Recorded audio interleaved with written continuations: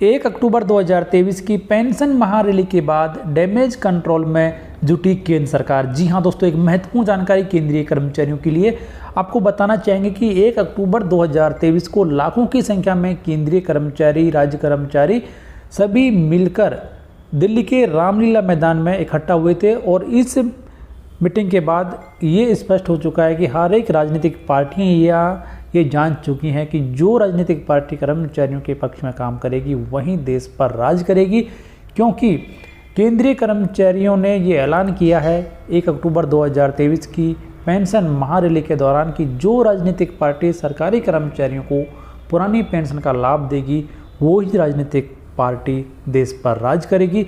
तो इसी को लेकर केंद्र सरकार ने कई महत्वपूर्ण कदम उठाए हैं, जिनके बारे में इस वीडियो में आपको जानकारी दी जाएगी। वीडियो में आप लास्ट तक बने रहें। केंद्रीय कर्मचारियों के द्वारा 1 अक्टूबर 2023 को जो पेंशन महारैली आयोजित की गई थी उसकी सफलता के बारे में आपकी राय कमेंट बॉक्स में लिखकर जरूर बताएं। कर्मचारियों के लिए सबसे बेहतर पेंशन योजना के बारे में आप क्या सोचते हैं वो भी कमेंट बॉक्स में लिखकर जरूर बताएं। तो केंद्र एवं राज्य सरकारों के कर्मचारी संगठन पुरानी पेंशन पर अब निर्णायक लड़ाई की ओर बढ़ रहे हैं। कर्मचारी संगठनों ने सरकार को स्पष्ट तौर से बता दिया है कि उन्हें बिना गारंटी वाली एनपीएस योजना को खत्म करने और परिभाषित एवं गारंटी वाली पुरानी पेंशन योजना की बहाली से कम कुछ भी मंजूर नहीं है। नई दिल्ली के रामलीला मैदान में 10 अगस्त और 1 अक्टूबर 2023 को केंद्रीय कर्मचारियों के द्वारा जो 2 रैलियां आयोजित की गई हैं और उसमें जितनी भीड़ इकट्ठा हुई है उसको देखते हुए अब केंद्र सरकार सोचने पर मजबूर हो गई है। यानी कि ये अब तक की जो 2 रैलियां दिल्ली के रामलीला मैदान में कर्मचारियों के द्वारा बुलाई गई हैं उन दोनों रैलियों को देखकर केंद्र सरकार अब सोचने पर मजबूर हो गई है।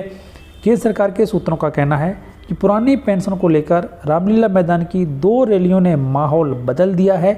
अब पुरानी पेंशन पर केंद्र की सत्तारूढ़ पार्टी को सियासी चोट का डर नजर आने लगा है। विपक्षी दलों ने इन रैलियों को सियासत की पिच पर लपक लिया। अब इसके राजनीतिक नुकसान से बचने के लिए केंद्र सरकार डैमेज कंट्रोल की तैयारी में है, क्योंकि कई राजनीतिक पार्टियों ने कर्मचारियों की इस मांग को समर्थन दे दिया है। जैसे कि दिल्ली की जो सरकार है, सत्तारूढ़ पार्टी आम आदमी पार्टी, उसने भी कर्मचारियों के पक्ष में ऐलान किया है। वहीं कांग्रेस पार्टी ने कई राज्यों में इसका ऐलान कर दिया है और कांग्रेस पार्टी ने भी कर्मचारियों के द्वारा जो रैली की गई इसका समर्थन किया है और कहा है कि यदि उनकी पार्टी सत्ता में आती है तो कर्मचारियों को पुरानी पेंशन का लाभ दिया जाएगा। और वर्तमान सरकार से भी कांग्रेस पार्टी के द्वारा अनुरोध किया गया कि कर्मचारियों की इस मांग पर गौर किया जाए। तो केंद्र सरकार के सूत्र बताते हैं कि ओपीएस पर लगातार चर्चा हो रही है और यह गुणा भाग लगाया जा रहा है कि पुरानी पेंशन को अगर पहले वाले स्वरूप में लागू करते हैं तो सरकारी खजाने पर कितना भार पड़ेगा। रिटायरमेंट के समय बेसिक सैलरी का 50% हिस्सा पेंशन के तौर पर देते हैं तो कितनी राशि खर्च होगी। अगर इसमें बेसिक सैलरी का 30 से 40% हिस्सा पेंशन के तौर पर देते हैं तो कितना आर्थिक भार पड़ेगा। इसके अलावा यह भी देखा जा रहा है कि एक तय पेंशन दे दी जाए लेकिन उसमें किसी तरह की बढ़ोतरी का प्रावधान ना हो, यानी महंगाई राहत व दूसरे भत्ते पेंशन में शामिल नहीं होंगे। सूत्रों का कहना है कि सरकार फिलहाल ओपीएस देने के लिए तैयार नहीं है, लेकिन पुरानी पेंशन से मिलते जुलते फायदे एनपीएस में सरकार के द्वारा दिए जा सकते हैं।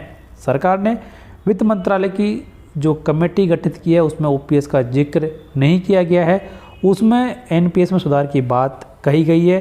कांग्रेस पार्टी शासित प्रदेशों में ओपीएस लागू की जा रही है और दिल्ली के रामलीला मैदान में 1 अक्टूबर को ओपीएस की मांग को लेकर हुई रैली के बाद कांग्रेस के कई मुख्यमंत्रियों ने इसके समर्थन में ट्वीट किए और ये भी कहा कि जब अन्य राज्य सरकारें ओपीएस को लागू कर सकती हैं तो केंद्रीय कर्मचारियों के लिए ओपीएस लागू क्यों नहीं किया जा सकता।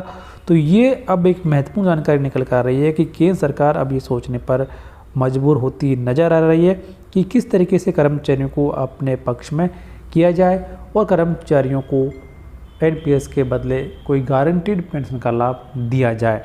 तो इसके बारे में आपकी राय कमेंट बॉक्स में लिखकर बताएं। वीडियो को लाइक करें, शेयर करें आपके दोस्तों के साथ। चैनल को सब्सक्राइब और बेल आइकन जरूर प्रेस कर लें हर एक लेटेस्ट अपडेट सबसे पहले देखने के लिए।